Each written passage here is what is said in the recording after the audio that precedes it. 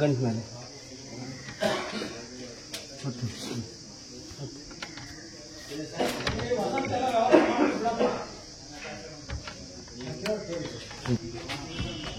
ಜಾಸ್ತಿ ಪ್ರೆಸ್ ಮಾಡಿ ಇದಕ್ಕೆ ಎಂಟ್ಕೊಂಡಿತ್ತು ವಾಪಸ್ ಕೈ ಇದ್ರಿ ಸರ್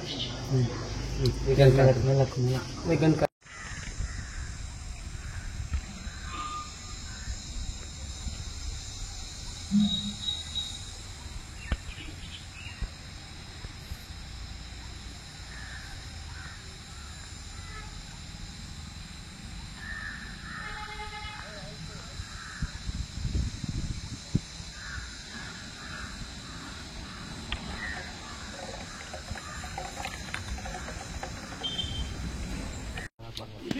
ಕೆಲಸ ಮಾಡ್ತಾ ಇಲ್ಲ ನಿಂತೈತೆ ಗೊತ್ತು ಪೂಜಾರು ಕೆಲಸ ಮಾಡ್ತಾರೆ ಅಂತ ಸುಳ್ಳು ವರದಿಯನ್ನ ತಹಸೀಲ್ದಾರ್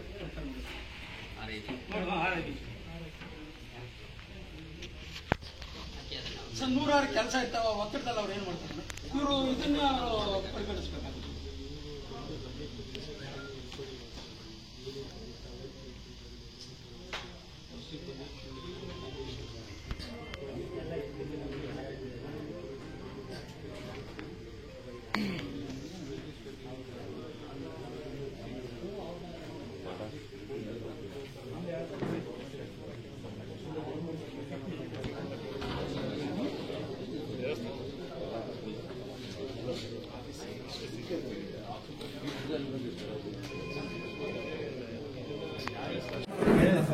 ತುಮಕೂರು ಜಿಲ್ಲೆ ಕೊರಟಗೆರೆ ತಾಲೂಕು ಒಡ್ಡೆಗೆರೆ ಶ್ರೀ ವೀರರಾಘಮ್ಮ ದೇವಸ್ಥಾನದಲ್ಲಿ ಕಾನೂನು ಬಾಹಿರವಾಗಿ ಟ್ರಸ್ಟ್ ರಚಿಸಿಕೊಂಡು ಅವ್ಯವಹಾರ ನಡೆಸ್ತಾ ಇದ್ದಾರೆ ಅಂತ ಆಯುಕ್ತರ ಕಚೇರಿಗೆ ದೂರು ಬಂದಿತ್ತು.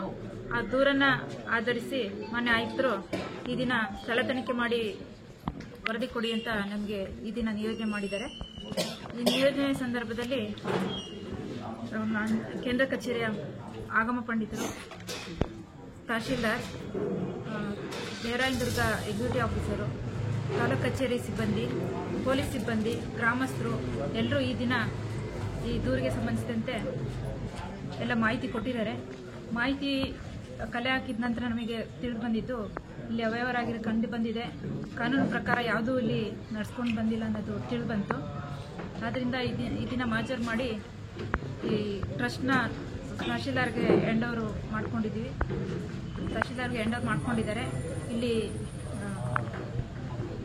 ಚಿನ್ನ, ಬೆಳ್ಳಿ, ಆಭರಣಗಳನ್ನು ಸಹ ಮಾಜರ್ ಮಾಡಿಕೊಂಡು ಸೀಸ್ ಮಾಡಿದ್ವಿ. ಬ್ಯಾಂಕ್ ಅಕೌಂಟು 7 ಅಕೌಂಟ್ ಇದೆ ಅಂತ ಹೇಳಿದರು.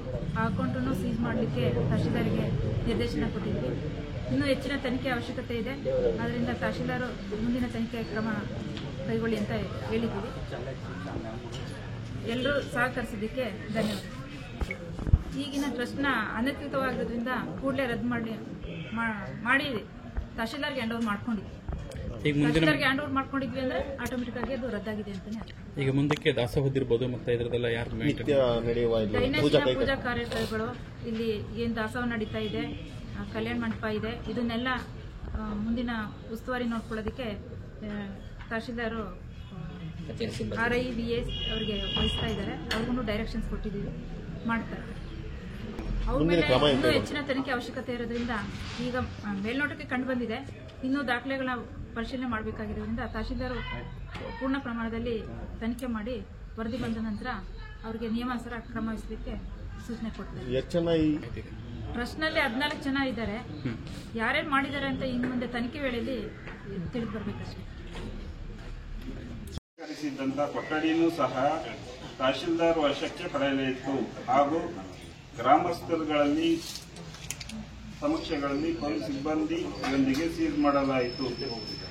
ಸದರಿ ತನಿಖಾಧಿಕಾರಿಗಳಿಗೆ ಟ್ರಸ್ಟ್ನ ಪದಾಧಿಕಾರಿಗಳು ಮತ್ತು ಬಳಿ ಇದ್ದಂತಹ ಬೆಳ್ಳಿ ಬಂಗಾರದ ಒಡವೆಗಳನ್ನು ನೀಡಿದ್ದು, ಸದರಿ ಒಡವೆಗಳನ್ನು ಪ್ರತ್ಯೇಕವಾಗಿ ಪಟ್ಟಿ ತಯಾರಿಸಿ ಅಲಾಯಿದೆ ಲಗತ್ತಿಸಿದೆ. ಸದರಿ ಒಡವೆಗಳನ್ನು ಕರ್ನಾಟಕ ಬ್ಯಾಂಕ್ ಶಾಖೆಯ ಅಪ್ರೈಸರ್ ಅವರಿಂದ ತೂಕ ಮಾಡಿಸಿ ಪಡೆಯಲಾಗಿರುತ್ತದೆ. ಸದರಿ ಎಲ್ಲ ಬೆಳ್ಳಿ ಬಂಗಾರ ಆಭರಣಗಳನ್ನು ತಹಶೀಲ್ದಾರ್ ಅವರ ಮುಖಾಂತರ ತಾಲೂಕು ಖಜಾನೆ ಇಲಾಖೆ ಟ್ರಸ್ಟ್ಗೆ ಇಡಲು ಕ್ರಮ ವಹಿಸಲಾಯಿತು.